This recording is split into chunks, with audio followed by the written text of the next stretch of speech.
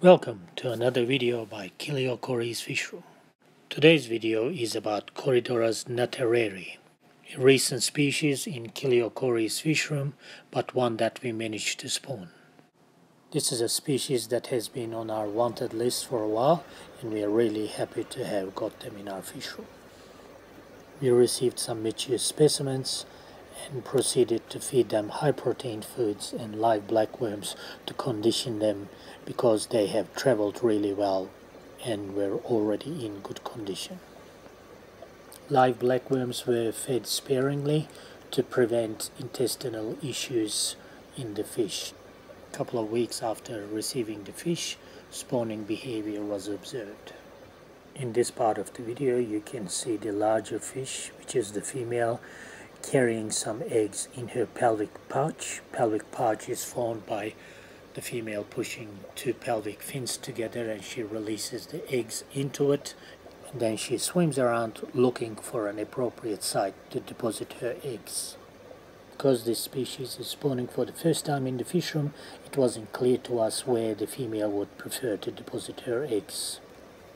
Different species in the fish room like to deposit their eggs on different sites, like the glass sides, where the airflow is, on the plants, etc.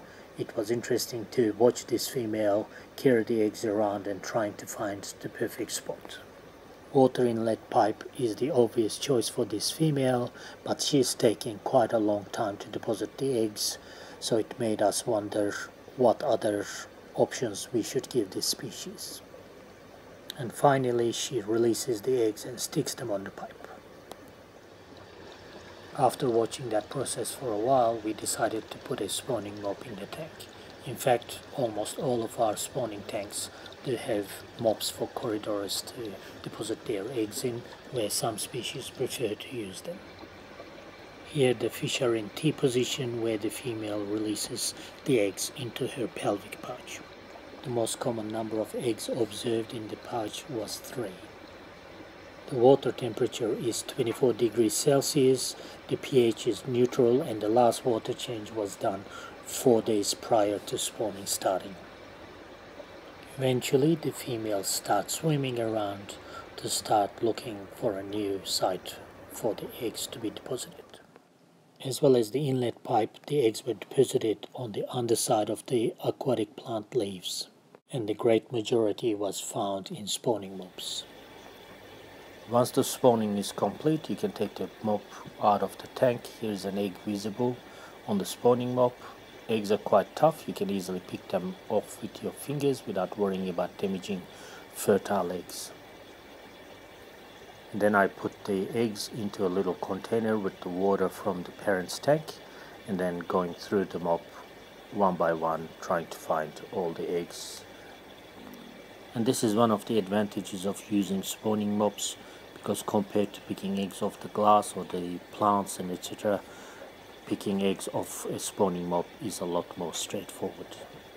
Corydoras eggs are quite sticky when they are spawned, which helps the female attach the eggs to the site that she picks, but it also means sometimes 2 eggs stick together.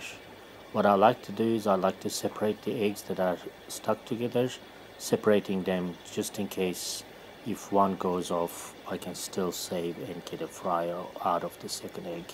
When the eggs are attached, if one of the eggs were to go off, it usually kills the egg adjacent to it. Infertile eggs go milky white and they are removed every day.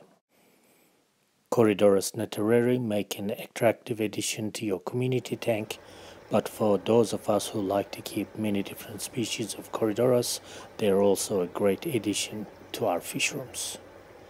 Thank you for watching this video by Cory's Fish Room.